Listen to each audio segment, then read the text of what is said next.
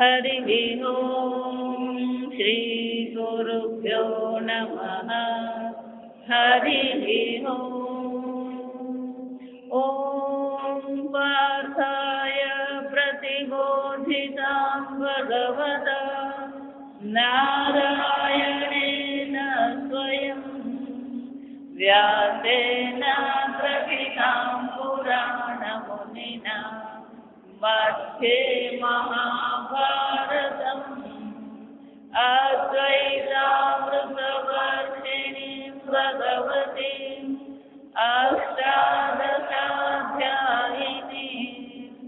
अम्ब त्वामनुसन्दधामि भगवद्गीते भवद्वेषिणीम् यं ब्रह्मा वरुणेन्द्ररुद्रमरुतः स्तुवन्ति दिव्यैस्तवैः वेदैसाङ्गपदक्रमोपनिषदैः गायन्ति यं सामगाः ध्यानावस्थिततद्गतेन मनसा पश्यन्ति यं योगिनः यस्यान्तं न विदुःसुरासुरगणाः देवाय तस्मै नमः।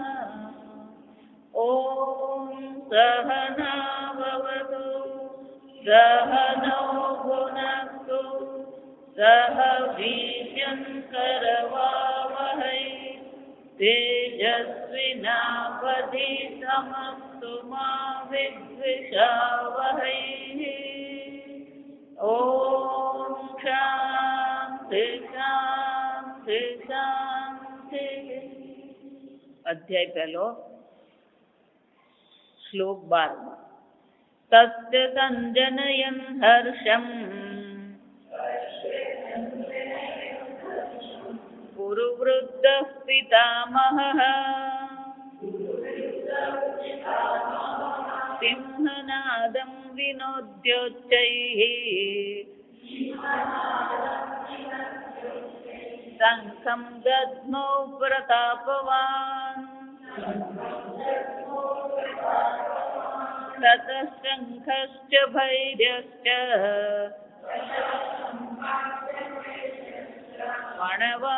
मणवानकगोमुखः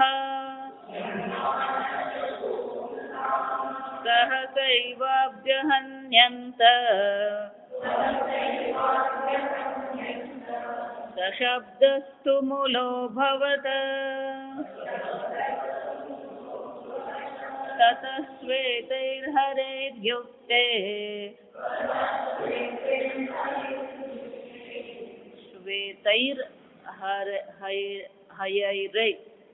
रेफ છે બે શ્વેત પછી હ પર રેફ છે અને યુ પર રેફ ખાઈ નહીં જવાનું ભૂખ લાગી હોય તદશ્વેતૈર્હયૈર્યુક્તે महति स्यन्दने स्थितौ माधवः पाण्डवश्चैव दिव्यौ शङ्खौ प्रदध्मतुः पाञ्चजन्यं ऋषिकेशः देवदत्तं धनञ्जयः पौण्ड्रं दद्मौ महाशङ्खम् भीमकर्मा वृकोदरः अनन्तविजयन् राजा कुन्तीपुत्रो युधिष्ठिरः नकुलः सहदेवश्च सुघोषमणिपुष्पकौ काश्यश्च परमेश्वासः शिखण्डी च महारथः दृष्टद्युम्नो विराटश्च सात्यकिश्च पराजितः द्रुपदो द्रौपदेयाश्च सर्वशः पृथिवीपते सौभद्रश्च महाबाहुः शङ्खान् दद्मुः पृथक् पृथक् सघोषोधार्तराष्ट्राणाम् हृदयानि व्यदारयत नभश्च पृथिवीं चैव तुमुलो व्यनुनादयन्। સંજય વર્ણન કરી રહ્યો છે દુર્યોધન આચાર્ય દ્રોણાચાર્ય પાસે જઈને પાંડવોની સેનાનું વર્ણન કર્યું. ગઈકાલે જોયું એમ કૌરવોની સેનાનું પણ વર્ણન કર્યું. કૌરવોની સેનાનું વર્ણન કરતા એને કીધું અપર્યાપ્તમ ત્વિદમેશતા બલમ ભીષ્માભિરક્ષિતા પર્યાપ્તમ ત્વિદમેતેષાં બલમ ભીમાભિરક્ષિતા કે આપણી જે સેના છે એ સેનાનું રક્ષણ કરનાર બલમ કોનું બળ છે? આ ભીષ્મ પિતામહનું બળ છે. એ લોકોનું બળ કોણ છે? ભીમ છે. આમ ભીમને યાદ કરાવીને દ્રોણાચાર્ય સાથે કટાક્ષ કરે છે. જો આ સમજવા કે આ ભીમ એની રક્ષા કરનાર છે. આ ભીમ શું રક્ષા કરવા? આ પ્રકારથી જ્યારે દ્રોણાચાર્ય સાથે દુર્યોધન વાત કરી રહ્યો, બધી તૈયારી થઈ ગઈ હતી. જો આ સમજવા અને એટલા માટે ભીષ્મ પિતામહ સેનાપતિ હતા. એટલે સેનાપતિ તરીકે એમની પહેલી વાત કઈ છે કે પહેલું એમણે યુદ્ધનો પ્રારંભ કરવો પડે. પાંડવોની સેનામાં દૃષ્ટદ્યુમ્ન દ્રુપદનો પુત્ર સેનાપતિ, કૌરવોની સેનામાં ભીષ્મ પિતામહ છે. એટલે સેનાપતિએ યુદ્ધ શરૂઆત કરવી પડે અને સ્વાભાવિક જ છે કે વિવેકને કારણે દૃષ્ટદ્યુમ્ન તો શંખ ફૂંકવાનો જ નથી. કેમ? ભીષ્મ પિતામહ વડીલ છે, એ ત્યાંથી શું કરી શકે? યુદ્ધનો પ્રારંભ કરવાનો સંકેત કરી શકે. અને જ્યારે દ્રોણાચાર્ય સાથે દુર્યોધન વાત કરતો હતો એટલે ભીષ્મ પિતામહને થયું કે હવે આ બહુ લાંબુ કરવા જેવું નથી.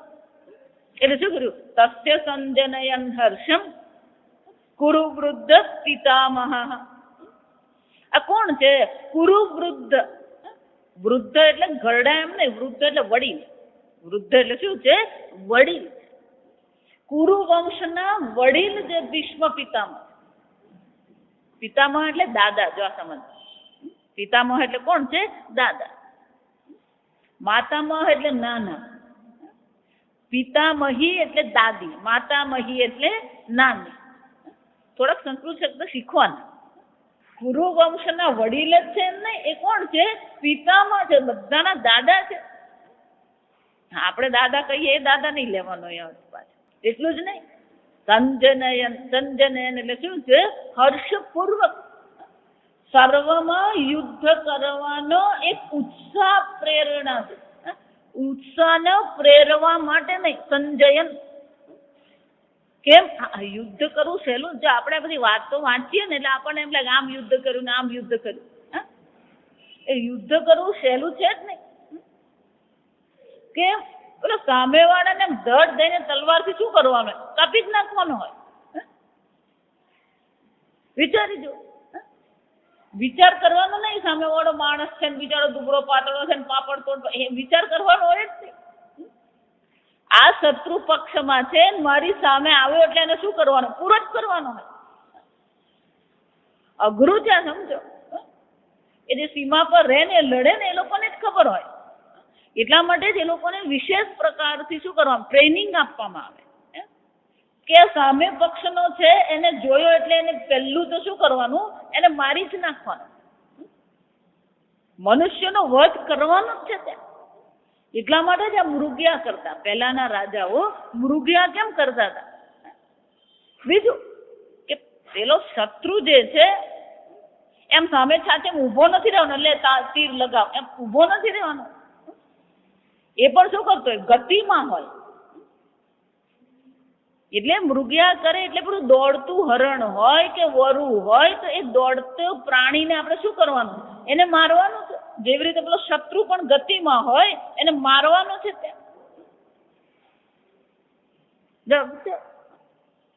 એ પ્રકારથી આપણી બુદ્ધિમાં કેળવણી કરવી પડે કે પેલો દેખાયો એટલે તરત જ શું થાય, છૂટવું જ જોઈએ તીર. અને આપણે જો 2 સેકન્ડ મોડા પડે તો શું થવાનું, સામેવાળાનું તીર આપણા પર આવી જ પડવાનું. આ અર્જુનને એવું જ થયું હતું. ભીષ્મ પિતામહ સાથે લડતો હતો, જરા કે ચૂક્યો એટલે પેલું ભીષ્મ પિતામહનું તીર એના પર આવી જ પડ્યું. પણ સારથી ભગવાન હતા ને એટલે બચી ગયો. જો આ સમજવાનું, દરેક જગ્યાએ એને બચાવનાર તો કોણ હતું, આ પાર્થો સારથી હતા. પણ એમને એમ થયું કે જો હું એને ખરેખર પૂરેપૂરો બચાવીશ ને તો એને એમ થઈ જશે કે જો ભીષ્મ પિતામહ ચૂકી ગયા. જો આ સમજ, એટલે એને કોનાનો દોષ દેખાશે, ભીષ્મ પિતામહ.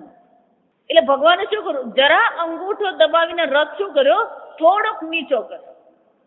રથ થોડો નીચો થયો એટલે અર્જુનના ડોક પર આવવાને બદલે તીર ક્યાં આવ્યું, એના મુગટ પર આવ્યું. એનો મુગટ ઉડી ગયો. મુગટ ઊંધો ને એ શું છે, અનાદર જ છે, અપમાન જ છે. જો સમજો, સમજવાનું. એટલે અર્જુનને ખ્યાલ આવી ગયો કે આ ભગવાને બચાવ્યો. જો વિચાર, આપણે કથાઓ સાંભળીએ ને એની પાછળનો સંદેશો આપણે જોવાનો. આ ઇન્દ્રની જે ચર્ચા છે, ગોવર્ધનધારી, આપણે બધા જે ભગવાનની પૂજા કરીએ, ગોવર્ધનધારી ભગવાન. શ્રીનાથજીમાં ખાસ એ લોકો શું છે, એ ગોવર્ધનધારી. જમણા હાથે નહીં, પછી ડાબા હાથે. આ સમજવા, ડાબા હાથની ટચલી આંગળી, ગીરધારી. ભગવાન તો સર્વજ્ઞ સર્વશક્તિ છે. આ શબ્દ જ્યારે ઇન્દ્રની પૂજા કરવાની હતી તો ઇન્દ્રને બદલે ભગવાને કીધું ઇન્દ્રની પૂજા કરવાની જરૂર નથી, કારણ કે દેવતા છે ને દરેક દેવતાનું પોતપોતાનું કર્તવ્ય કર્મ છે, અને ઇન્દ્રનું કર્તવ્ય કર્મ છે વરસાદ પાડવું. તો એને કર્તવ્ય કર્મને માટે તમારે એને શું છે, આ વિશેષ પ્રકારની પૂજા આપવાની જરૂર નથી. જેમ આજકાલ ચાલે ને, અધિકારીનું કર્તવ્ય છે કે તમારું ફોર્મ એ પાસ કરી જ દે, છતાં પણ શું કરું, આ બધા ઇન્દ્રએ જ ચાલુ કરેલું. આ સમજવાનું, આ બધું લેવાનું ચાલુ કોણે કરેલું, આ ઇન્દ્રએ જ ચાલુ કરેલું. એ બધું આપણી પુરાણમાંથી જ શરૂ થયેલું છે. આ સમજવાનું, કોઈને કઈ કહેવાનું જ નહીં. વિચાર, અધિકારીની જવાબદારી છે, એને ત્યાં ખુરશી પર શાના માટે બેસાડો, એ સહી કરવા માટે જ બેસાડો. પણ એ સહી કરે જ નહીં. કેમ? એટલે મને ખબર નહીં, પેલો એક છોકરો છે, મારો સ્ટુડન્ટ છે, તે મને કે માતાજી એને ચાંદલો કરેલો કહેવાય. એમ શું કહેવાય? અધિકારીનો એક ચાંદલો કરવો પડે. એમ ઇન્દ્ર પણ શું છે, એટલે ભગવાને કીધું, બધાને ભેગા કર્યા અને કહ્યું કે નહીં, આ બરાબર નથી. એ તો ઇન્દ્રનું કર્તવ્ય છે, વરસાદ પાડવો ઇન્દ્રનું કર્તવ્ય છે. એટલે એની પૂજા કરવાની કોઈ જરૂર નથી.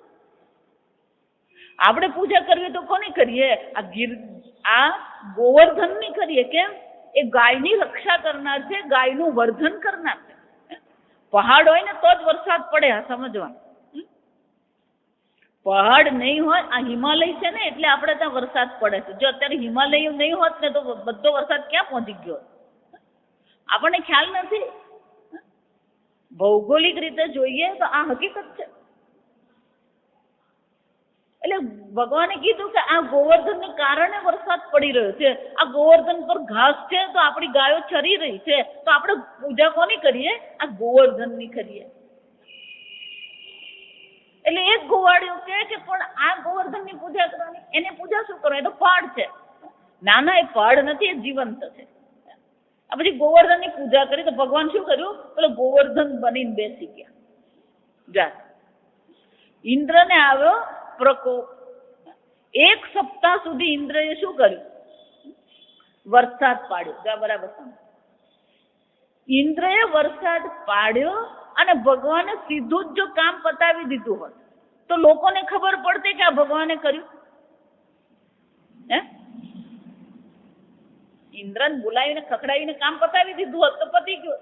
પણ લોકોને કેમ ખબર પડતી કે ભગવાને આ કરાવ્યું? એટલે ભગવાને શું કરવું પડ્યું? એ વરસાદ પડ્યો, ઇન્દ્રને વરસાદ પાડવા દીધો. ભગવાન તો એક જ ઈશારો કરે તો ઇન્દ્રનું કામ પણ શું થઈ જાય? ઉપનિષદમાં શું કહેવામાં આવે? વિશો વાતિ પવન, વિશોદયતિ સૂર્ય, વિષાદ અગ્નિશ્ચ ઇન્દ્રશ્ચ.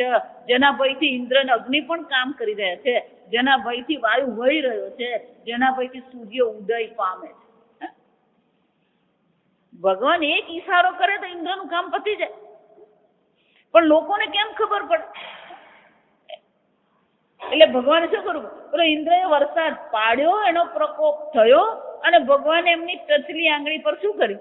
બધાને કહી દીધું ચાલો ચાલો આ ગોવર્ધન પર જતા રહીએ, ગોવર્ધન આપણી રક્ષા કરે. આપણે ગોવર્ધનની પૂજા કરી છે, હવે આ ગોવર્ધન પર્વત આપણી શું કરશે? રક્ષા કરશે. અને એ પણ ભગવાને ક્યાં ઉંચક્યો? આખું ગોવર્ધન જમણા હાથે નહીં, ડાબા હાથે ને ડાબા હાથની ટચલી આંગળી પર. આમ ભગવાન પોતાની શક્તિ પ્રગટ કરે. બધાને એમ થઈ ગયું ભગવાને આ ગોવર્ધન ધારણ કરે. 1 દિવસ, 2 દિવસ, 3 દિવસ જા. એટલે બધા ગોવાળિયાને એમ થયું અમારો લાલો બિચારો એનો હાથ દુખી ગયો. એટલે કોઈ હાથ દબાવે ને કોઈ પગ દબાવે.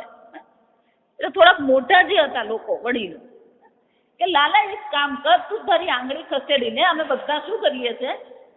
આ લાકડી શેકવી દઈએ. એટલે લાલો કે ના, મારો હાથ નથી દુખતો, તમે ચિંતા નહીં કરો. ના ના, પણ લાલા થોડીક વાર આરામ કરી લે. એને ખવડાવે અને એના હાથ જ્યાં. એટલે લાલો કંઈક સારું, પણ તમે બરાબર લાકડી પકડજો. જેવી બધાય લાકડી પકડી, લાલાએ જરા આંગળી નીચી કરવાનો પ્રયત્ન કર્યો એટલે બધાએ શું કીધું? લાલા પડ્યો પડ્યો. આમ ભગવાન પોતાની શક્તિ પ્રગટ કરે. જો ને તો પ્રગટ કેવી રીતે થવાની? સીધું જ જો ઇન્દ્રને બંધ કરે તો ભગવાન સર્વશક્તિ છે, સર્વની રક્ષા કરનાર છે, સર્વનું પાલન કરનાર છે, પ્રગટ કેવી રીતે થવાનું? જો સમજવાનું. ઈશ્વર એમ નહીં માનવાનું કે ત્યાં ગોવર્ધનથી ભગવાને એ લોકોને રક્ષા. આપણી રક્ષા ભગવાન જ કરી રહ્યું છે. અત્યારે પણ ભગવાન રક્ષા કરી રહ્યો છે. તમારું સુઈ ગયા પછી શ્વાસ કોણ લે છે? જાગો છો ત્યારે શ્વાસ કોણ લે છે? કર્ણાટકમાં રામદાસ મહારાજ થઈ ગયા. એ હંમેશા કહેતા નિશ્વાસે નહીં વિશ્વાસ. આ શ્વાસ બહાર નીકળ્યો પછી એનો વિશ્વાસ છે કે પાછો આવે?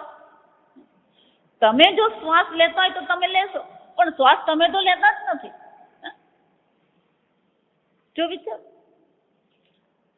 સર્વને પ્રેરણા કરનાર, સર્વનું પાલન પોષણ કરનાર ભગવાન છે. ભીષ્મ પિતામહને ખબર હતી. ભીષ્મ પિતામહ ભલે અજય હતા, પરાક્રમી હતા, શુરવીર હતા, પણ એમને ખબર હતી કે મારી શક્તિ ક્યાંથી આવી રહી છે? આ શ્રી કૃષ્ણમાં. શરણાગતની ભાવના હતી. આપણને તો 2 પૈસા મળે ને 2 બળ આવી જાય ને 2 પદ મળી જાય એટલે આપણને તો શું થઈ જાય? અહંકાર આવી જ જાય.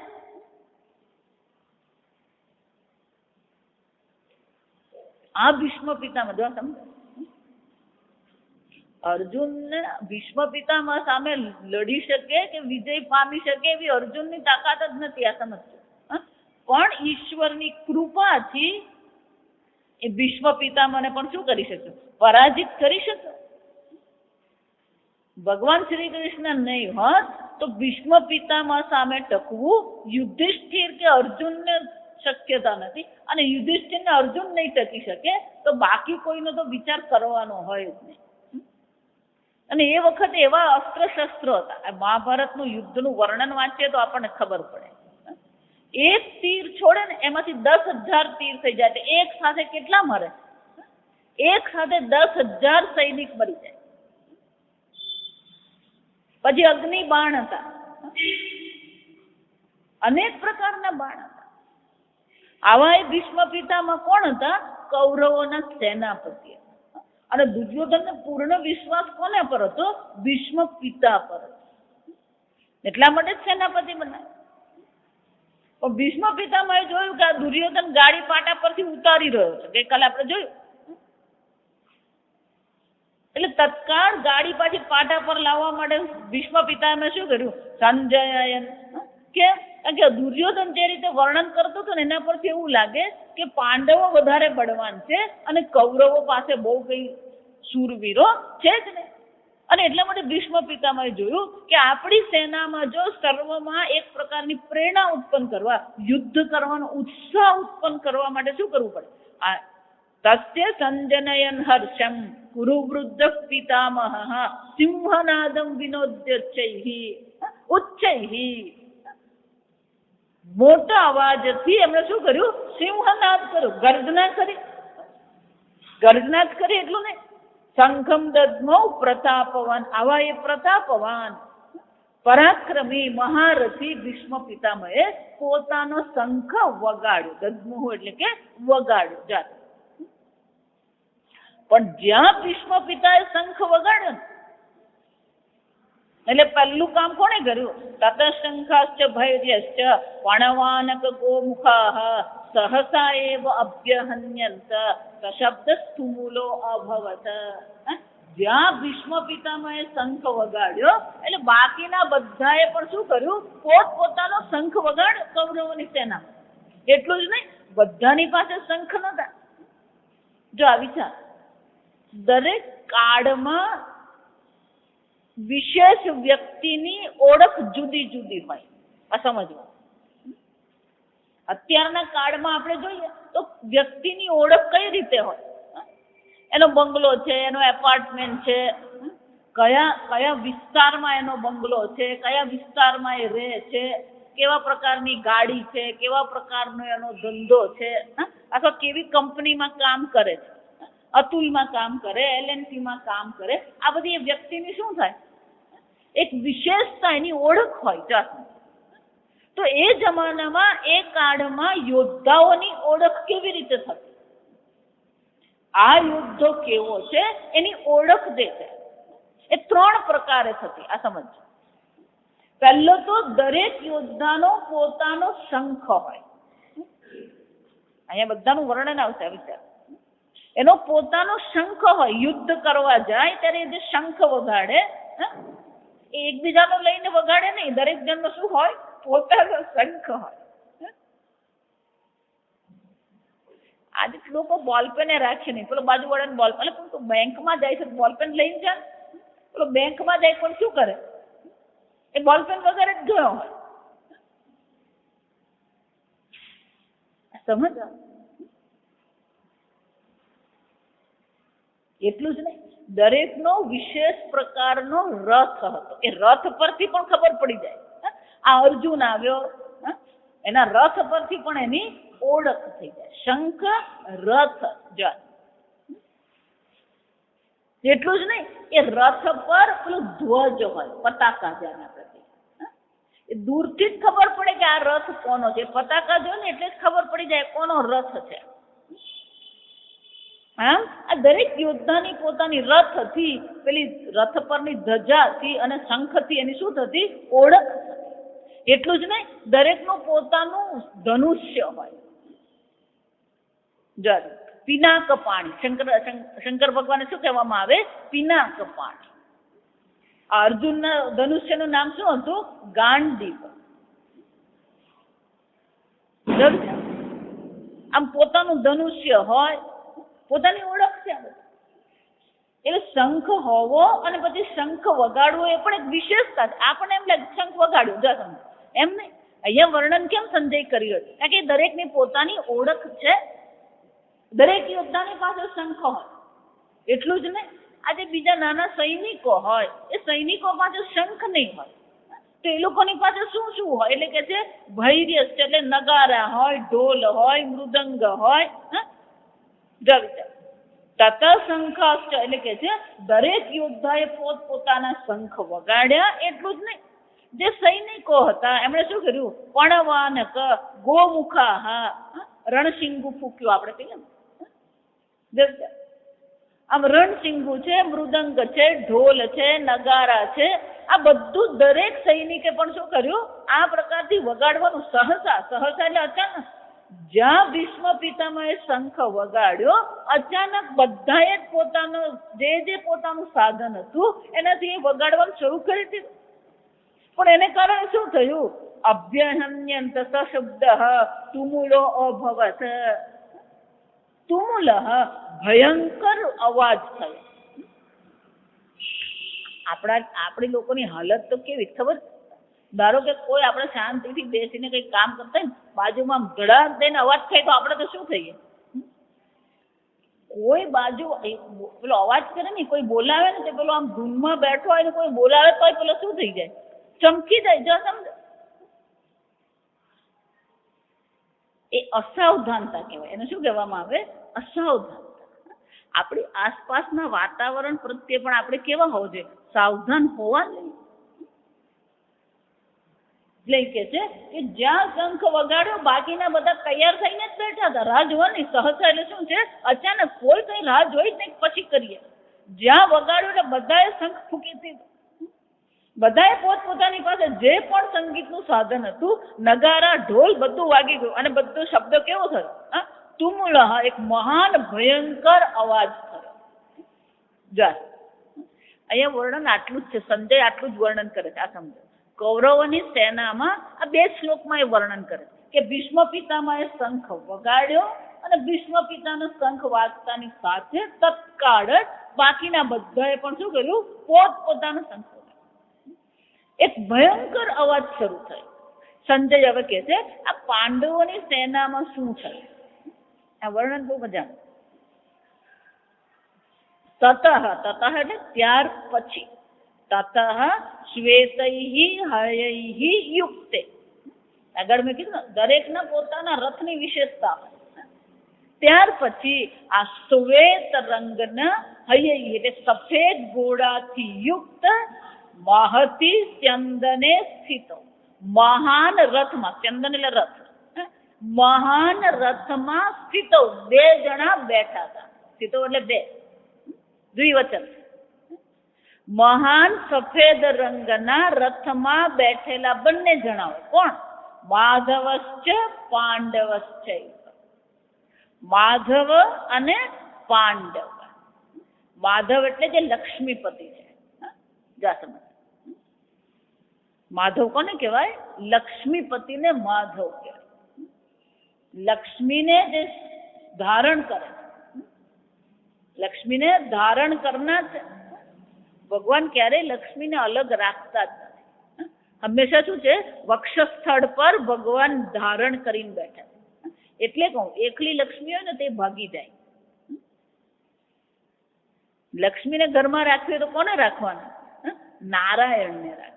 કેમ કે નારાયણ હોવાની એટલે નારાયણને વક્ષસ્થળ પર લક્ષ્મી આવવાની જ છે. પણ બધા પેલી લક્ષ્મીની જ પૂજા કરે. અને નારાયણ સાથે જો લક્ષ્મી આવે ને તો ગરુડ પર આવે. નારાયણ સાથે લક્ષ્મી આવે તો શાના પર બેસીને આવે? ગરુડ પર બેસીને આવે. પણ એકલી લક્ષ્મીને બોલાવો ને તો લક્ષ્મીનું વાહન છે ઘુવડ. લક્ષ્મીનું વાહન શું છે? ઘુવડ. એ ઘુવડને હિન્દીમાં ઉલ્લુ કહેવાય. એટલે લક્ષ્મી શું કરે? ઉલ્લુ પર આવે અને પછી ઉલ્લુ બનાવીને શું કરે?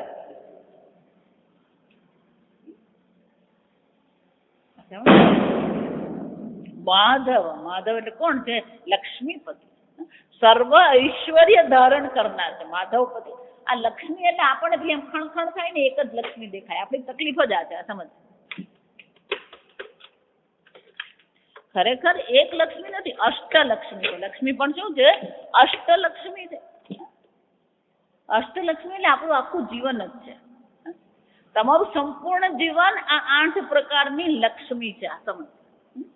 ગૃહલક્ષ્મી, પહેલી તો લક્ષ્મી કઈ છે? આ ઘર એ લક્ષ્મી છે. જો એટલા માટે પહેલાના જમાનામાં તમે જુઓ ને તો કોઈ ભાડાના ઘરમાં રહેવા તૈયાર નહીં. ધારો કે બાપાને આપણે એમ કહીએ, બાપા હું 4 મહિના ભાડા, ભાઈ આપણે ભાડાના ઘરમાં નથી રહેવું. જો આ સમજજો, આ પહેલાના વડીલો ક્યારેય ભાડાના ઘરમાં રહેવા તૈયાર નહીં. કારણ કે આ ઘર શું છે? લક્ષ્મી છે. એ લક્ષ્મી પોતાની જ હોવી જોઈએ. ભાડાનું ઘર ચાલે જ ને. મને યાદ છે મારા દાદી એવું કહેતા, ભાઈ એ સૂકો રોટલો ખાઈને સુઈ જવાનું, પણ ઘર તો આપણું જ જોઈએ. આ પહેલાના જમાનામાં વાત કરે. કેમ કે ઘર પણ શું છે? લક્ષ્મી છે. ગૃહલક્ષ્મી કહેવાય. સૌભાગ્ય લક્ષ્મી એટલે ગ્રહસ્થ જીવન છે, પતિ પત્નીનું ગ્રહસ્થ જીવન છે, એને પણ શું કહેવામાં આવે? સૌભાગ્ય લક્ષ્મી. બાળકોને શું કહેવામાં આવે? સંતાન લક્ષ્મી કહેવાય. વીર્ય લક્ષ્મી, આપણું જે બળ છે, બળને પણ શું કહેવામાં આવે? લક્ષ્મી કહેવાય. 4 થયા સમજ. પછી ધનલક્ષ્મી, ધન જે આપણને જેને કહીએ. ધાન્ય, આપણે ઘરમાં જે અનાજ પાણી લાવીએ એ પણ શું કહેવાય? લક્ષ્મી કહેવાય. ધનલક્ષ્મી, ધાન્ય લક્ષ્મી. ગજલક્ષ્મી, ગજ એટલે વૈભવ. ગજ હંમેશા શાનું પ્રતીક છે? વૈભવનું પ્રતીક. ગજલક્ષ્મી. અને વિદ્યાલક્ષ્મી. ધનલક્ષ્મી, ધાન્યલક્ષ્મી, ગજલક્ષ્મી, વિદ્યાલક્ષ્મી, ગૃહલક્ષ્મી, સંતાનલક્ષ્મી, સૌભાગ્યલક્ષ્મી, વીર્યલક્ષ્મી. એનો અર્થ શું થાય? તમારી પાસે જે પણ કઈ છે બધું શું છે? લક્ષ્મી છે. પણ એને ધારણ કરનાર કોણ છે? નારાયણ છે, માધવ. જો અહીંયા આગળ એટલા માટે શબ્દ છે. આ સમજ. અહીંયા જેટલા પણ નામ છે, અર્જુનના જે નામ છે કે ભગવાનના જે નામ છે એ બરાબર ત્યાં યોગ્ય પ્રકારથી જ ત્યાં મુખ્ય છે. ધનંજય એમ કીધું તો કેમ ત્યાં ધનંજય કીધું? જા સમજો. દરેક નામની પાછળ કંઈક ઉદ્દેશ તો રહેલો છે, કંઈક નિર્દેશ કરે છે. માધવશ્ચૈવ પાંડવ, માધવ પાંડવશ્ચૈવ. આ પાંડવ એટલે કોણ છે? પાંડુ પુત્ર અર્જુન છે. સામાન્ય નથી. પાંડુ એટલે તપસ્વી હતા. પાંડુ કોણ હતા? તપસ્વી હતા. ધૃતરાષ્ટ્ર અંધ હતા, એટલે ધૃતરાષ્ટ્ર રાજા બની શકે એમ નતું. એટલા માટે રાજા કોને બનાવવામાં આવ્યા હતા? પાંડુને બનાવવામાં આવ્યા. પણ એમને રાજ્ય કારભારમાં કોઈ રુચિ હતી જ નહીં. આ સમજો. એમને આ રાજ્ય કારભારની ખટપટમાં રુચિ જ નથી. અને એટલા માટે એમને શું કર્યું? એ રાજકારભાર છોડીને ક્યાં જતા રહે? જંગલમાં જતા રહે. ત્યાં તપસ્વી જીવન પાંડુ જીવતા. આવા તપસ્વી પિતાનો પુત્ર પાંડવ અર્જુન છે. લક્ષ્મીને ધારણ કરનાર ભગવાન શ્રી કૃષ્ણ છે અને પાંડુનો પુત્ર પાંડવ છે. સ્થિતો ક્યાં બેઠા હતા બંને જણા? આ મહાન રથ પર, સફેદ રંગના મહાન રથ પર, સફેદ ઘોડાથી યુક્ત. હય એટલે ઘોડા. સફેદ ઘોડાથી યુક્ત મહાન રથમાં 2 જણા બેઠા હતા. એ બંને પણ શું કર્યું? દિવ્ય શંખ પ્રદધ્મતુઃ. એ બંને પણ પોતપોતાના શંખ વગાડ્યા. પણ એમના શંખ કેવા હતા? સામાન્ય હતા નહીં, દિવ્ય શંખ. બંનેના શંખ કેવા હતા? દિવ્ય શંખ હતા. લૌકિક નતા. જો સમજો, દિવ્ય એટલે અલૌકિક. આ લોકના નહીં, પણ કેવા હતા? અલૌકિક શંખો હતા. અલૌકિક કેમ કીધું? દિવ્ય શંખ કેમ કીધું? પાંચજન્યમ ઋષિકેશ દેવદત્તમ ધનંજય. પાંચજન્ય. આ બધાની પાછળ વાર્તા છે. જ્યાં જુઓ ને ત્યાં એક એક કથા. એટલા માટે આપણું સાહિત્ય બહુ વિશાળ છે. આપણું શાસ્ત્ર એટલું બધું વિશાળ છે કે એક શબ્દમાં તમે આખી વાર્તા કરી શકો. પાંચજન્ય. ભગવાનના શંખનું નામ શું હતું? પાંચજન્ય. અને એ પાંચજન્ય ભગવાન પાસે ક્યાંથી આવ્યો? તો કે પાંચજન્ય નામનો રાક્ષસ હતો. ભગવાન જ્યારે સાંદીપની આશ્રમમાં રહીને શાસ્ત્ર અધ્યયન કરી રહ્યા હતા. ભગવાન શાસ્ત્ર અધ્યયન કરે એટલે આપણા જેવું નહીં હોય કે આજે સાંભળ્યું કાલે ભૂલી ગયા. 64 વિદ્યા કહેવાય. ખરેખર શું છે? 64 પ્રકારની વિદ્યાઓ. સાંદીપની ઋષિ રોજ એક વિદ્યા ભગવાનને શીખવતા હતા અને એ વિદ્યા ભગવાનને પાકી 64 દિવસમાં 64 વિદ્યા ભગવાને શીખી લીધી હતી. 4 વેદ, 4 ઉપવેદ, બધું જ 64 વિદ્યા ભગવાને 64 દિવસમાં શીખી લીધી. પણ આ સાંદીપની મુનિના ઋષિના પુત્ર હતા. એ પુત્રને 5 જન્ય રાક્ષસ શું કરી ગયેલો? અપહરણ કરી ગયો. આ બધું ત્યારે ચાલતું છે. એટલે આપણને એમ દુઃખી છે પેલાનું આમ થયું, ત્યારે આમ જ ચાલતું બધું, કોઈ ફરક પડતો. અને ત્યારે ભગવાન પેલી બધાને ઉઠાવી જ લાવેલા, રૂકમિણીને ઉઠાવી જ લાવેલા અને સુભદ્રાને ભગવાન ઉઠાવી જ લાવેલા, એમ ભગાડી ગયેલા. આપણી દેશી ભાષામાં શું કહેવાય? ભગવાને જ ભગાડવાનું શરૂ કર્યું. અને ભગવાને જે ગીતામાં કહેવાનું, યદ્યદાચરતિ શ્રેષ્ઠ તત્તર ઇતર, જે શ્રેષ્ઠ લોકો કરે ને એક પછી બીજા લોકો કરે. જ્યાં સમજજો. પણ એ ઉઠાવી તો લાવે ને, પણ એ ઉઠાવ્યા લાવ્યા પછી એની રક્ષા કરવાની તાકાત ભગવાનમાં આવતી. આપણે તો ઉઠાવી લાવીએ પછી શું કરવાનું? જો વિચાર, પોલીસ ઊંચકી જાય ને 2 ફટકા મારે એટલે પેલો શું થઈ જાય? ઢીલો પડી જાય. અર્જુનને ભગવાને જ ભગાડી. ભાગ જો સમજો, પોતાની બહેન, સગી બહેનને પણ ભગવાને શું કર્યું? સુભદ્રાને કીધું, અર્જુનને કીધું તું લઈ જા. એટલે ભગવાનને એમ હતું કે બલરામને હું મનાવી લઈશ. જો સમજો, એટલે બહુ મનાવે. બલરામ માન્યા જ નહીં. અને પછી જ્યાં ખબર પડી કે અર્જુન ભાગી ગયો છે લઈને, એટલે કૃષ્ણ ભગવાનને બાજુ પર મૂકીને બલરામ પોતાની સેના લઈને શું કર્યું? અર્જુનની પાછળ પડ્યા. એટલે અર્જુનને એમ હતું કે આ ભગવાન સાચવી લેશે, પણ ભગવાન સાચવી લે પહેલા શું થઈ ગયું? એટલે બલરામ આવીને ઉભા રહી ગયા. એનો સામનો કોને કરવો પડ્યો? અર્જુન. જો સમજો. અને એ વખતે સુભદ્રા આજકાલની છોકરીની જેમ નહીં, સ્કૂટી હાકે ને ત્યારે જોરમાં હાકે. જો સમજો.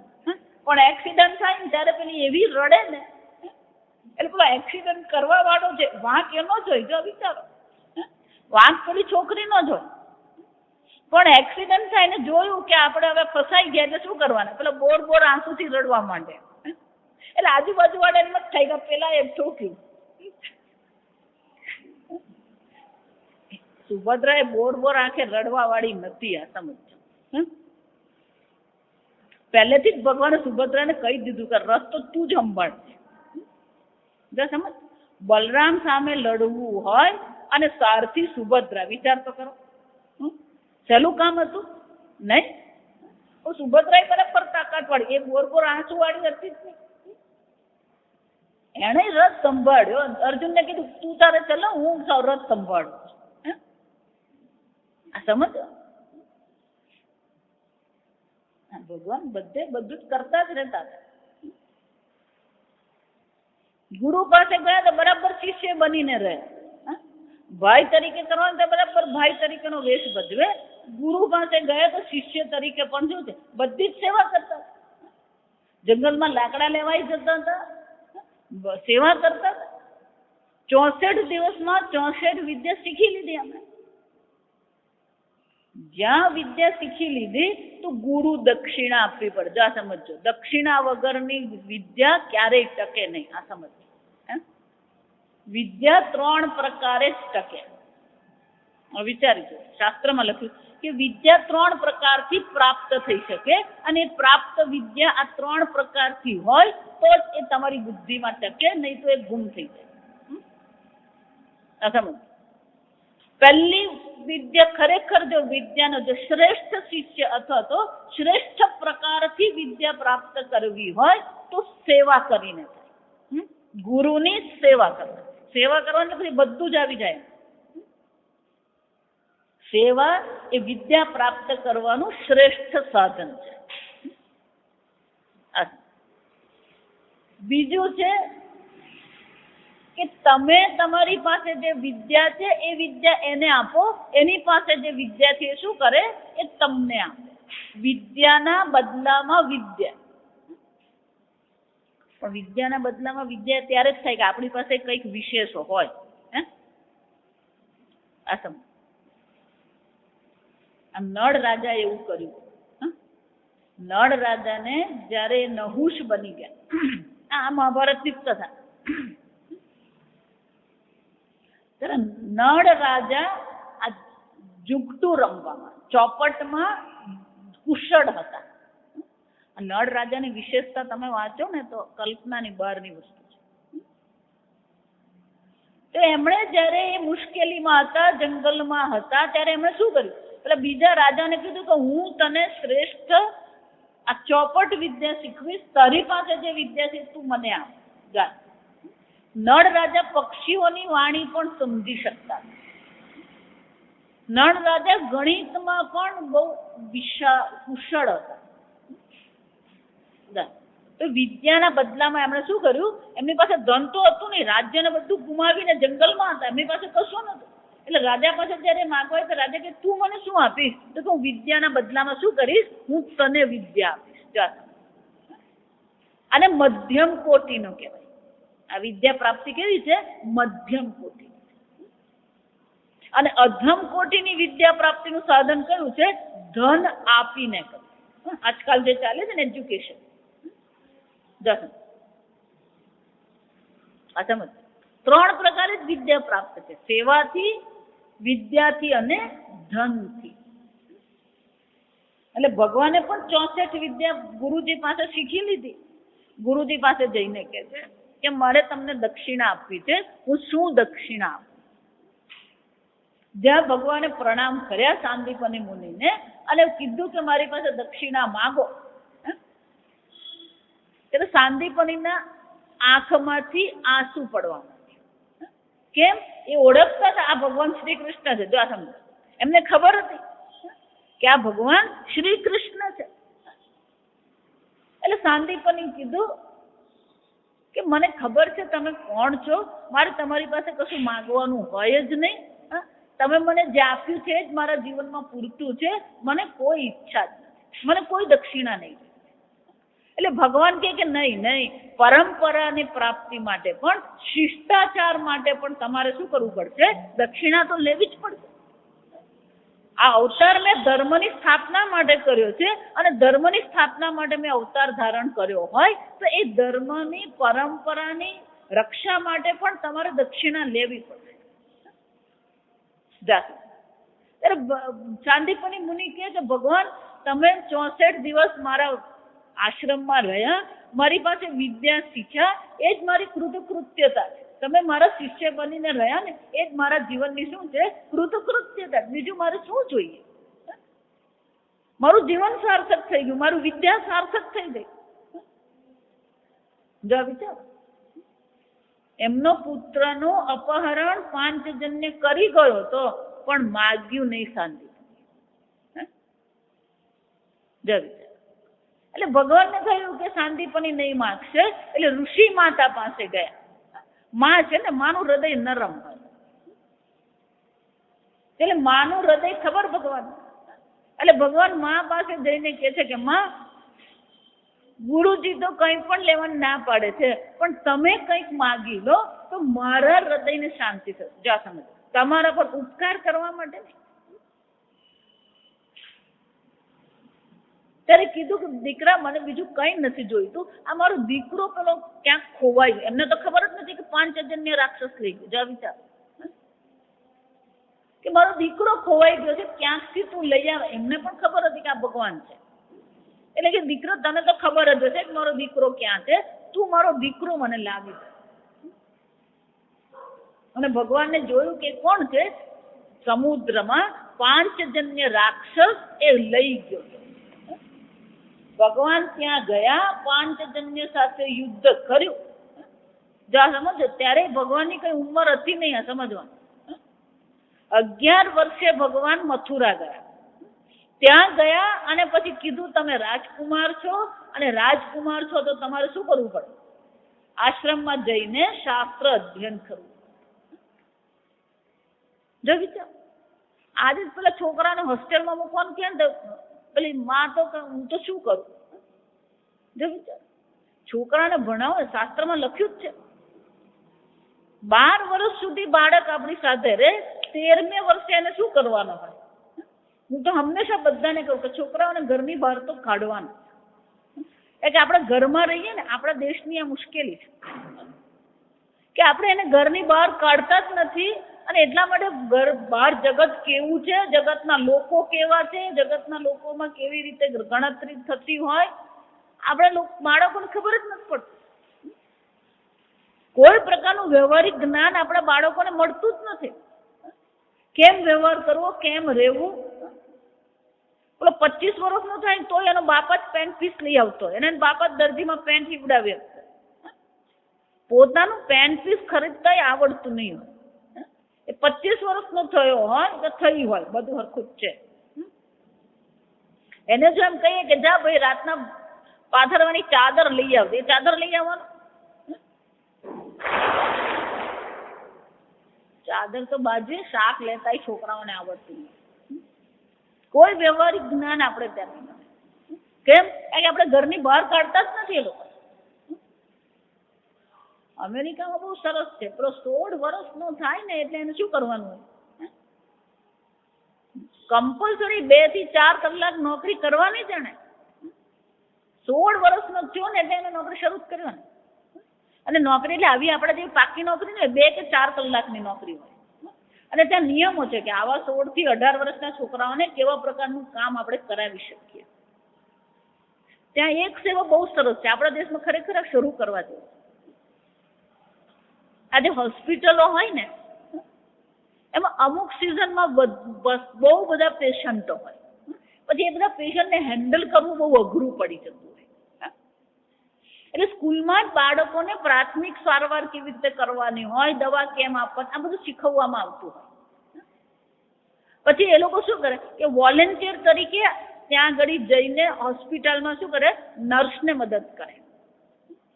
જેટલી નર્સ હોય એ નર્સના હાથ નીચે શું કરે, નાના નાના કામ હોય ને, જે દોડ ભાગ કરવાનો હોય, આપી આવવાનું હોય, મૂકી આવવાનું હોય, ગોળી ખવડાવવાની હોય, એ બધા કામ કોણ કરે? આ બાળકો કરે. 3 થી 4 કલાક એ લોકો હોસ્પિટલમાં જઈને ત્યાં સેવા આપે. એમાં પૈસા કઈ મળે નહીં એ લોકોને, પણ શું થાય, શીખે એ લોકો.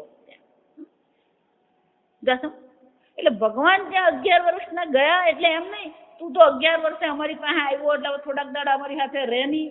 આ આપણી ભાષા.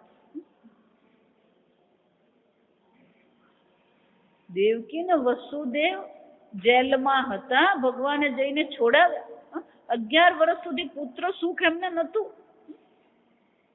છતાં પણ નિયમ પ્રમાણે શું કર્યું, સાંદીપની આશ્રમમાં મોકલ્યા. જો સમજો. અને ભગવાન પણ ત્યાં ગયા, શિષ્ય બનીને રહ્યા. 5 જન્યને શું કરી આવ્યા? શંખે 5 જન્ય, જે શંખરૂપી રાક્ષસ હતો એને માર્યો, અને એની પાસે જે આ ગુરુપુત્ર હતો એને લઈ ગયા. એ જે શંખ રાક્ષસ હતો એ હવે ભગવાનનો શું બની ગયો? પોતાનો શંખ બની. 5 જન્યમ ઋષિકેશ. પણ આ ભગવાન કોણ છે? ઋષિકાણામ ઇન્દ્રિયાણામ ઈશ. ભગવાન કોણ છે? પોતાની ઇન્દ્રિયો પર, પોતાના મન બુદ્ધિ પર જે શું કરે છે? ઈશ, નિયંત્રણ કરે. પોતાના જ નહીં, આપણા બધાની ઇન્દ્રિયોનું પણ નિયંત્રણ કોણ કરી રહ્યું છે? ઈશ્વર જ કરે છે. તમારા ઇન્દ્રિયોનો આ સમજો. આપણે એવું માનીએ છીએ કે મેં સાંભળ્યું, મેં જોયું, મેં ખાધું, હું બોલ્યો. તમે બોલી રહ્યા છો એ ઈશ્વરની કૃપા. તમે જોઈ રહ્યા છો ઈશ્વરની કૃપા છે. કેમ? ભગવાન કોણ છે? ઋષિકેશ. આ ઋષિકેશ છે, સર્વ ઇન્દ્રિયોને પોતાના વશમાં રાખનાર, નિયંત્રણ સંયમમાં રહેનાર. આ પરમાત્માએ શું કર્યું? ગુરુની સેવા કરી. ઋષિકેશ દ્વારા ત્યાં સેવાનો ભાવ બતાવ્યો. અને 5 જન્ય શંખ ગુરુજી માટે લઈ આવે. અને એટલા માટે શંખનું નામ શું છે?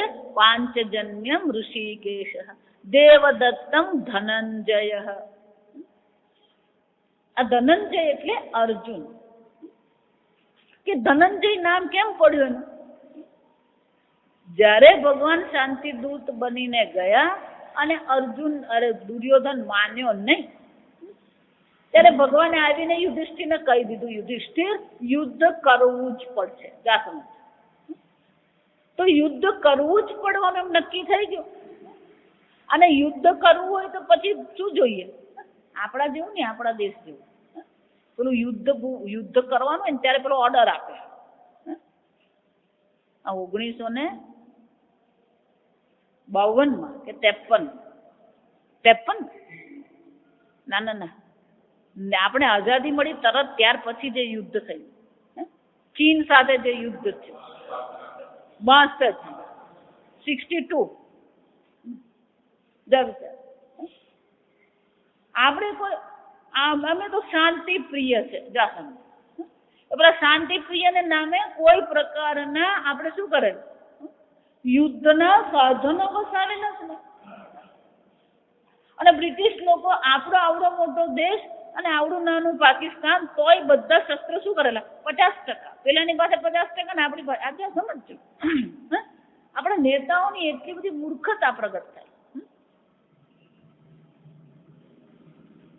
એટલે જયારે પેલું ચીન સાથે યુદ્ધ કરવાનું આવ્યું ત્યારે શું હાલત થઈ?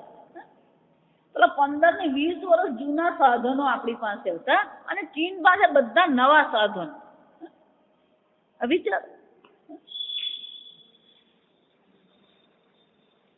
અર્જુને યુધિષ્ઠિરે પછી સભા બોલાવી, નક્કી કર્યું કે યુદ્ધ કરવાનું છે તો તૈયારી માટે શું શું કરવું પડે. રથ બનાવવા પડે. એ લોકોની પાસે રથ પોતાના હતા જ. રથ નતા, અસ્ત્ર શસ્ત્રો નતા, સૈનિકો હોય, સૈનિકોના વસ્ત્રો, સૈનિકોને રાખવાની જગ્યા, સૈનિકોનું ભોજન, બધી જ વ્યવસ્થા કરવી પડે. 13 વર્ષથી એ લોકો તો જંગલમાં જ હતા. અને આ બધું કરવું હોય તો ભંડોળ જોઈએ, ધન જોઈએ. એટલે યુધિષ્ઠિરે અર્જુનને કીધું કે અર્જુન, આ ધન એકત્રિત કરવાનું કામ કર. એટલે અર્જુન શું કર્યું? નાના નાના રાજ્યો હોય એ રાજા પાસે જાય અને એકલે હાથે આ બધા રાજાની સેનાને એને હરાવી, રાજાને બંદી બનાવ્યો અને રાજાને કીધું મને તારું રાજ્ય જોઈતું નથી, તારી તિજોરીમાં જેટલું ધન હોય ને આપી દે. આમ દરેક રાજાને પોતાના પક્ષમાં પણ કર્યો અને એની પાસેથી સંપત્તિ ગ્રહણ કરી. અને એટલા માટે એનું નામ શું પડી ગયું? ધનંજય. આગળ જ મેં કીધું કે દરેક નામ કંઈક નિર્દેશ કરે છે. આમ યુદ્ધ માટે આવશ્યક જે સંપત્તિઓ હતી, ધનની જે આવશ્યકતા હતી, એની જવાબદારી કોના પર હતી? અર્જુન પર. અને એટલા માટે ધન રાજાને હરાવીને વિજય મેળવીને મફતમાં નહીં, જો સમજો, ભીખ માગીને નહીં. એક ક્ષત્રિય કહેવાય ને, ભીખ માગીને લઈ આવે ને, એક ક્ષત્રિય નહીં કહેવાય. યુદ્ધ કર્યું, હરાવ્યો અને પછી ધન લઈ આવ્યો. અને એટલા માટે શું કહેવાય? ધનંજય.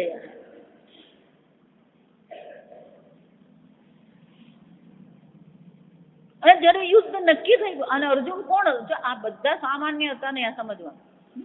કોઈના જન્મ લૌકિક જન્મ છે જ નહીં. ઇન્દ્રની કૃપાથી અર્જુનનો જન્મ થાય. યમરાજની, ધર્મરાજની કૃપાથી યુધિષ્ઠિરનો જન્મ. વાયુ દેવતાની કૃપાથી ભીમનો જન્મ.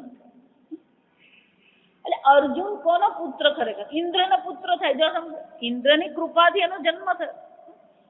એટલે જ્યાં ખબર પડી કે યુદ્ધ થવાનું છે, એટલે દેવતાઓએ ભેગા થઈને શું કર્યું?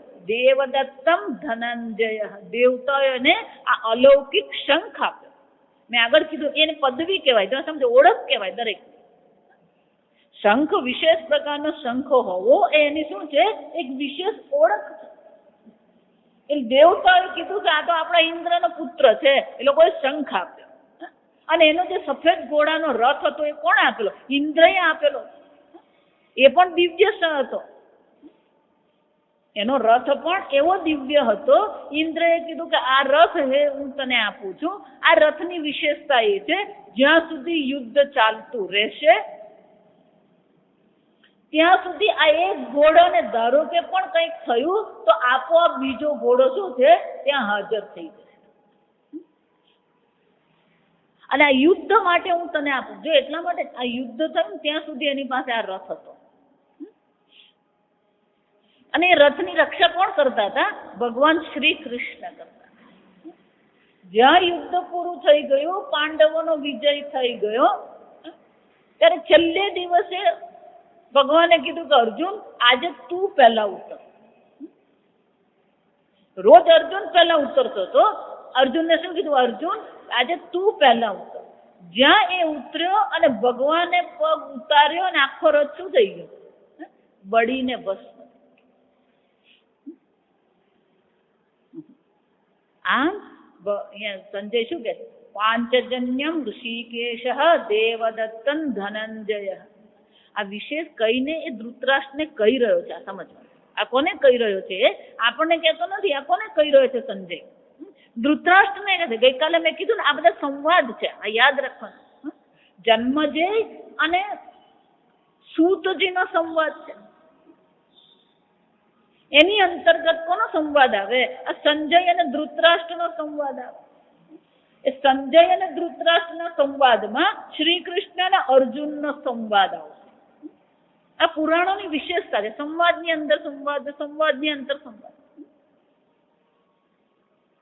એટલે સંજય આ એક એકનું વર્ણન કરીને ધૃતરાષ્ટ્રને કહે છે કે તમારા પુત્રો જેની સાથે યુદ્ધ કરવા જઈ રહ્યા છે એ કોઈ સામાન્ય નથી. પાંચજન્યમ ઋષિકેશ દેવદત્તન ધનંજય. એટલું જ નહીં, પૌંડ્રમ દદ્મૌ મહાશંખમ ભીમકર્મા વૃકોદર. ભીમકર્મા એ નામ ભીમ કેમ પડ્યું એનું? કે એના કર્મ જ કેવા હતા? ભયંકર. આ ભીમનો અર્થ થાય ભયંકર. એ સામાન્ય કર્મ કરતો જ નતો. એના બધા કામ કેવા હોય? એ ભયંકર કર્મ કરનાર જે હતો એનો શંખ કેવો હતો? એ જ જો ભયંકર કર્મ કરનાર હોય તો પછી એનો શંખ પણ કેવો હોય? મહાશંખમ. આપણે તો ઊંચકી શકીએ નહીં. આવડા મંદિરનો પેલો નાનો શંખ ફૂંકવાનો હોય તો ફૂંફૂ જ થતું હોય.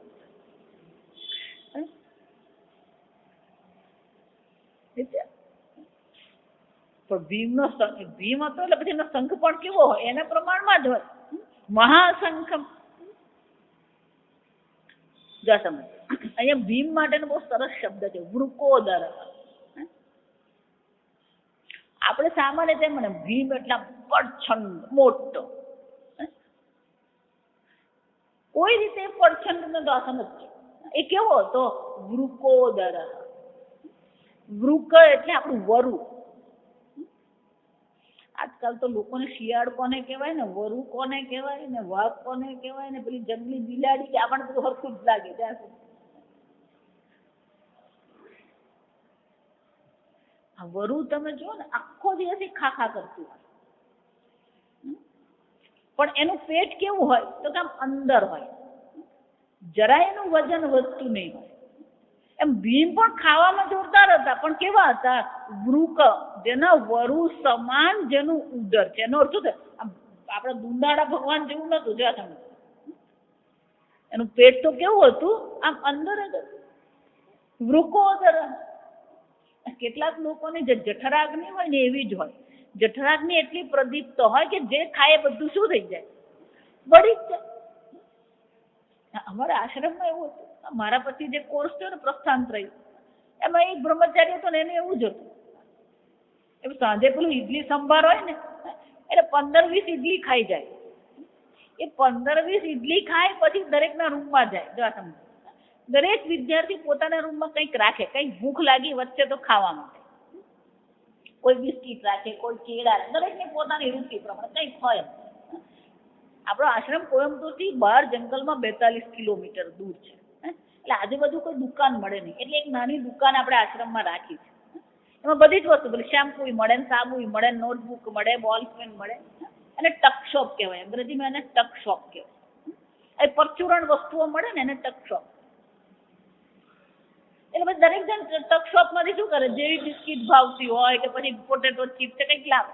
એટલે આ મારો વાલો પેલું ખાય તો ખરો, પછી પાછા બધાના રૂમમાં ફાફા મારવા જાય. એટલે કોઈની પાસે કેળા મળે ને પાછા 2 કેળા ખાઈ જાય.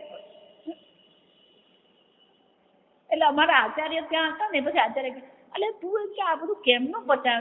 સ્વામીજી ઇડલીને આ કેરાય કાં પચી જાય ખબર જ પડતી નથી. કેમ?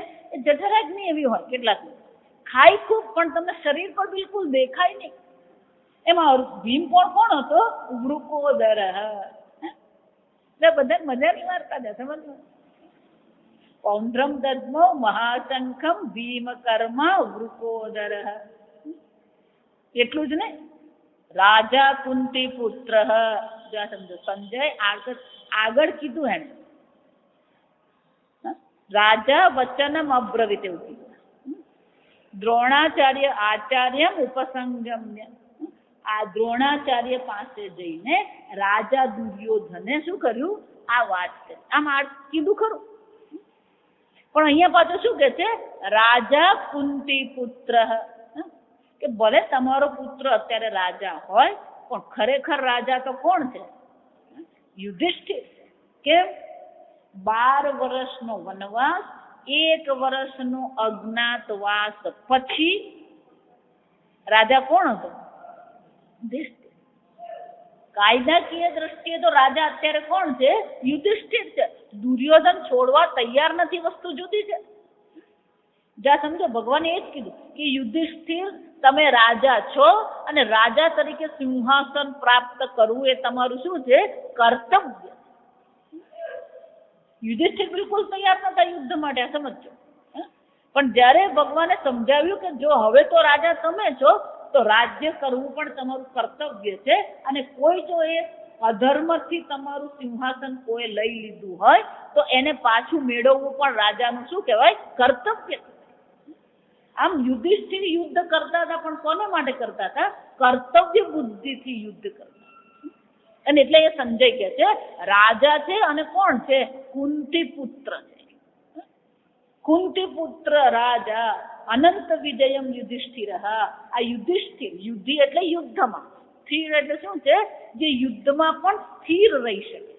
ગમે એવી પ્રતિકૂળતા હોય, યુદ્ધ ભૂમિમાં પણ જેની બુદ્ધિ કેવી છે? સ્થિર રહી શકે છે. એને શું કહેવામાં આવે? યુધિષ્ઠિર કહેવાય. આપણે તો ખાલી વીજળી જાય ને તોય આપણે તો બુદ્ધિ ઠપ થઈ જાય. જા સમજ. યુદ્ધ ભૂમિમાં પણ જેની બુદ્ધિ કેવી રહેતી હતી? સ્થિર રહી શકે, ડગુમગુ થતી નથી. આવા કુંતીના પુત્ર યુધિષ્ઠિર શું કરે? અનંત વિજયમ, અનંત વિજય નામના એમના શંખનો એમણે વગાડ્યો. નકુલે સુઘોષ નામનો શંખ વગાડ્યો. સુઘોષ એટલે કે એનો અવાજ, ઘોષ એટલે અવાજ, એનો નાદ. એનો નાદ કેવો હતો? બહુ સુંદર હતો, મીઠો હતો. આવો સરસ મજાનો નાદ વાળો શંખ જે હતો એ નકુલે વગાડ્યો. અને સહદેવનો શંખ કેવો હતો? મણિપુષ્પક. એનો શંખ સામાન્ય નતો. એના શંખમાં મણિ શું છે? મણિરૂપી પુષ્પ એના શંખમાં જડવામાં આવે. આમ જડેલો હતો શંખ, સામાન્ય હતો ને. આવો મણિપુષ્પક શંખ સહદેવે વગાડ્યો. અને સુઘોષ શંખ કોણે વગાડ્યો? નકુલે વગાડ્યો. અનંત વિજય શંખ યુધિષ્ઠિરે વગાડ્યો. આમ 5 પાંડવો અને ભગવાન 6 જણાએ પણ શંખ વગાડ્યો. પછી શું થયું? આવતીકાલે હવે આજથી અન્નપૂર્ણા વ્રત શરૂ થાય. કાશી જે છે ને, કાશી વિશ્વનાથ, આ સમજો. કાશી વિશ્વનાથના પત્ની કોણ છે? અન્નપૂર્ણા. કાશીપુરાધીશ્વરી. ભગવાન શંકર ભગવાને ભિક્ષા માંગવા જાય, કોની પાસે ભિક્ષા માંગવા જાય? આ અન્નપૂર્ણા. ભગવાને અન્નપૂર્ણાને કેવું પડે ભિક્ષા દેહી ભગવતી. આપણે એમ જ કરવું પડે, ભાઈ રોટલી આપ. હવે આ બધાને અન્નને આપનાર કોણ છે? આ અન્નપૂર્ણા દેવી છે. આપણે થોડાક ઝેરોસ કરાવ્યા છે, બેની વચ્ચે એક લેજો, બરાબર? એટલે અન્નપૂર્ણા સ્તોત્ર 12 શ્લોક છે, એનો પાઠ કરીશું રોજ. આપણે શું કરીશું? અને આ 21 દિવસનું વ્રત છે, એટલે આપણે તો આટલા દિવસ કરીશું.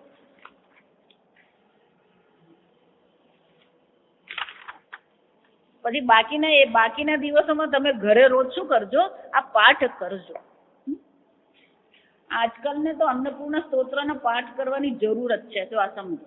એટલા માટે કહું છું કે આજનું અન્ન જે આપણે ખાઈએ છીએ ને, એ કંઈ એટલું બધું સારું નથી. એટલે માતાજીને આપણે શું કરવી પડે? પ્રાર્થના કરવી પડે એવું જ છે. એ બધું હાઇબ્રિડ ને જીનેટિકલી મોડિફાઈડ ને પેસ્ટિસાઇડ વાળું જ અન્ન ગ્રહણ કરીએ. એટલે આ માતાજીને પ્રાર્થના કરવી જ પડે કે માતાજી શું કરજો, જરાક રક્ષા કરતા રહેજો. મળ્યું અન્ન પણ. નિત્યાનંદ કરી વરાભય કરી સૌંદર્ય રત્ના કરી નિર્ધૂતાખિલ ઘોર પાવન કરી પ્રત્યક્ષ માહેશ્વરી પ્રાલેયાચલ વંશ પાવન કરી કાશીપુરાધીશ્વરી દીક્ષાં દેહી કૃપાવલંબન કરી માતાન્નપૂર્ણેશ્વરી નાના રત્ન વિચિત્ર ભૂષણ કરી હેમાંબરાંડંબરી મુક્તાહાર વિલંબમાન વિલસત વક્ષોજ કુંભાંતરી કાશ્મીરા ગુરુવાસિતા રુચિકરી કાશીપુરાધીશ્વરી દીક્ષાં દેહી કૃપાવલંબન કરી માતાન્નપૂર્ણેશ્વરી યોગાનંદ કરી રિપુક્ષય કરી ધર્માર્થ નિષ્ઠા કરી ચંદ્રાકાનલ ભાસમાન લહરી ત્રૈલોક્ય રક્ષા કરી સર્વૈશ્વર્ય સમસ્ત વાંછિત કરી કાશીપુરાધીશ્વરી દીક્ષાં દેહી કૃપાવલંબન કરી માતાન્નપૂર્ણેશ્વરી કૈલાસાચલ કંદરાલય કરી ગૌરી ઉમાશંકરી કૌમારી નિગમાર્થ ગોચર કરી ઓમકાર બીજાક્ષરી મોક્ષદ્વાર કપાટ પાટન કરી કાશીપુરાધીશ્વરી દીક્ષાં દેહી કૃપાવલંબન કરી માતાન્નપૂર્ણેશ્વરી દૃશ્યાદૃશ્ય પ્રભૂત પાવન કરી બ્રહ્માંડ ભાંડોદરી લીલા નાટક સૂત્ર ભેદન કરી વિજ્ઞાન દીપાંકુરી શ્રી વિશ્વેશ મનઃ પ્રસાદન કરી કાશીપુરાધીશ્વરી દીક્ષાં દેહી કૃપાવલંબન કરી માતાન્નપૂર્ણેશ્વરી પૂર્વી સર્વજનેશ્વરી ભગવતી માતાન્નપૂર્ણેશ્વરી વેણી નીલ સમાન કુંતલહરી નિત્યાનંદમેશ્વરી સર્વાનંદ કરી દશા શુભ કરી કાશીપુરાધીશ્વરી દીક્ષાં દેહી કૃપાવલંબન કરી માતાન્નપૂર્ણેશ્વરી આદિછાંત સમસ્ત વર્ણન કરી શંભો ત્રિભાવા કરી કાશ્મીરા ત્રિજનેશ્વરી ત્રિલહરી નિત્યાંતુરા સર્વરી કામાક્ષ કરી જનોદય કરી કાશીપુરાધીશ્વરી દીક્ષાં દેહી કૃપાવલંબન કરી માતાન્નપૂર્ણેશ્વરી દર્વી સ્વર્ણ વિચિત્ર રત્ન ખચિતા દક્ષે કરે સંસ્થિતા વામે સ્વાદુપયોધરી સહચરી સૌભાગ્ય માહેશ્વરી ભક્તાભીષ્ટ કરી દૃષા શુભ કરી કાશીપુરાધીશ્વરી દીક્ષાં દેહી કૃપાવલંબન કરી માતાન્નપૂર્ણેશ્વરી ચંદ્રાકાનલ કોટિ કોટિ સદૃશા ચંદ્રાંશુ બિંબાધરી ચંદ્રાકાગ્નિ સમાન કુંડલધરી ચંદ્રાર્કવર્ણેશ્વરી માલા પુસ્તક પાશકાંકુશધરી काशीपुराधीश्वरी भिक्षां देहि कृपावलम्बनकरी मातान्नपूर्णेश्वरी क्षणप्राणकरी महाभयकरी माता कृपासागरी साक्षात् मोक्षकरी सदा शिवकरी विश्वेश्वर श्रीधरी दक्षा ग्रंथकरी निरामयकरी काशीपुराधीश्वरी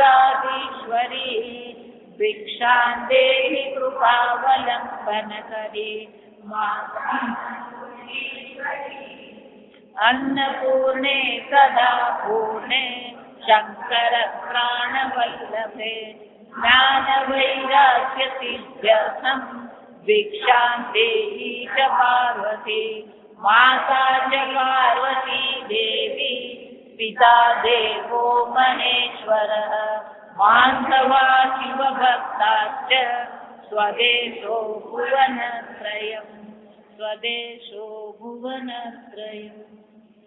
ॐ स्वस्ति प्रजाभ्यः परिपालयन्तां न्यायेन मार्गेण महीं महिषाः गोब्राह्मणेभ्यः शुभमस्तु नित्यं लोकाः समस्ताः सुखिनो भवन्तु काले वर्षतु पर्जन्यः